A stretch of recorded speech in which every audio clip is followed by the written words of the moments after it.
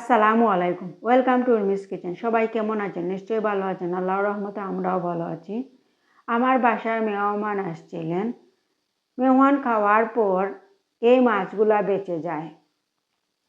এই মাছগুলা আমার বাসায় কেউ খাবে না, কাঁটাযুক্ত মাছ, সেজন্য এটা রুই মাছ ছিল। এখন মাছ দিয়ে আমি একটা রেসিপি বানাবো। সেজন্য মাছকে আমি পানি দিয়ে ধুয়ে নিচ্ছি, জল ছাড়িয়ে নিয়েছি।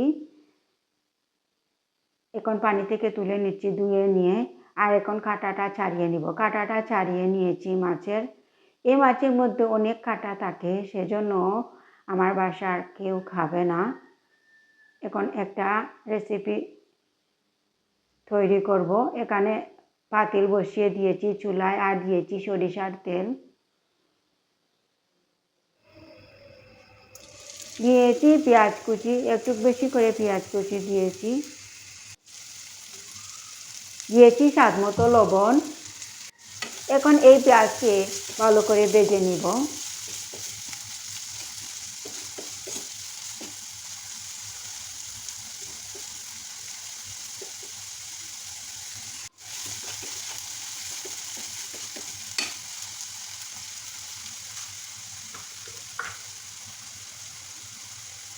পেঁয়াজ ভাজা হয়ে গিয়েছে। এখানে দিয়েছি আধা চামচ মরিচের গুঁড়া, আধা চামচ হলুদের গুঁড়া, আর একটু পাঁচফোড়ন দিয়ে নেড়ে চেড়ে দিচ্ছি।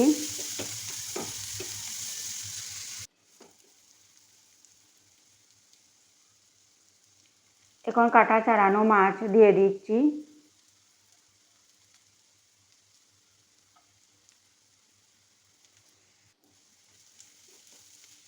মাছ দিয়ে নেড়ে চেড়ে ভালো করে মিশিয়ে নিচ্ছি মশলার সাথে। মেশানো হয়ে গিয়েছে।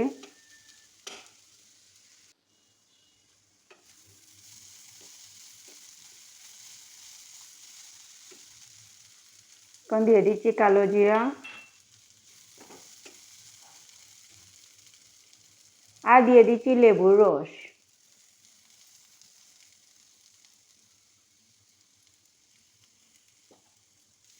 এখন নেড়ে চেড়ে কিছুক্ষণ রান্না করব।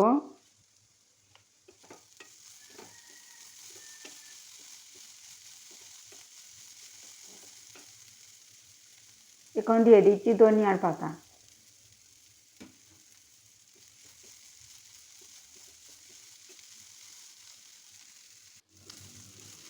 ধনিয়ার পাতা দিয়ে নেড়েছে দিয়ে আরও কিছুক্ষণ রান্না করে এখন আমি আস্তে আস্তে চুলাটা অফ করে নেব।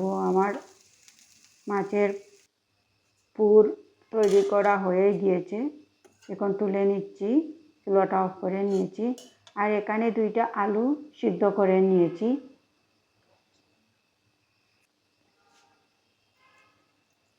এখন আলু ভেঙে নিচ্ছি।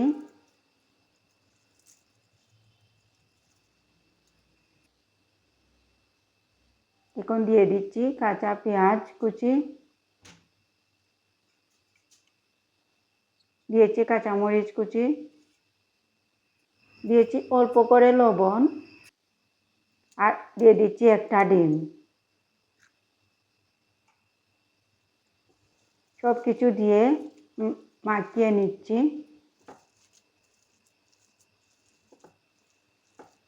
মাখানো হয়ে গিয়েছে।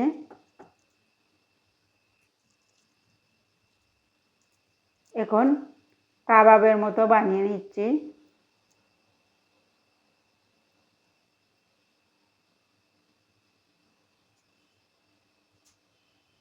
এভাবে কাবাবের মতো বানিয়ে নিয়েছি।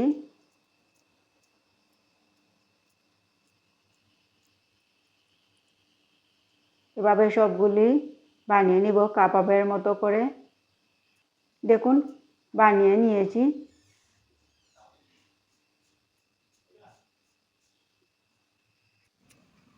এখন আমি ফ্রিজে রেখে দিয়েছিলাম। এখন ফ্রিজ থেকে বের করে নিয়েছি।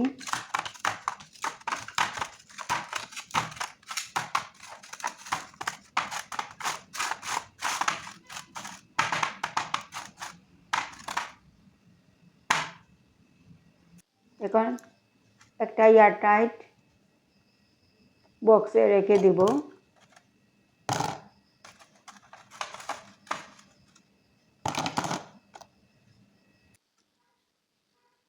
বক্সে তুলে নিয়েছি। এখন ঢাকনা লাগিয়ে ডিপ ফ্রিজে রেখে দেব।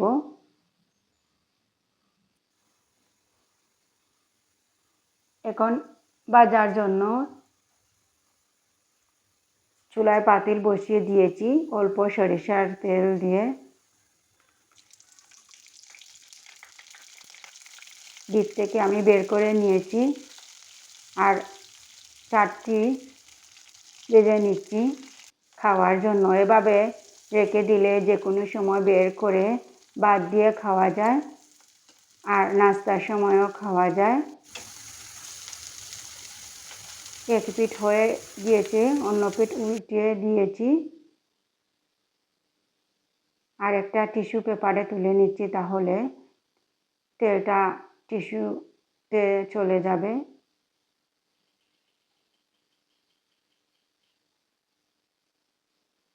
তুলে নিচ্ছি।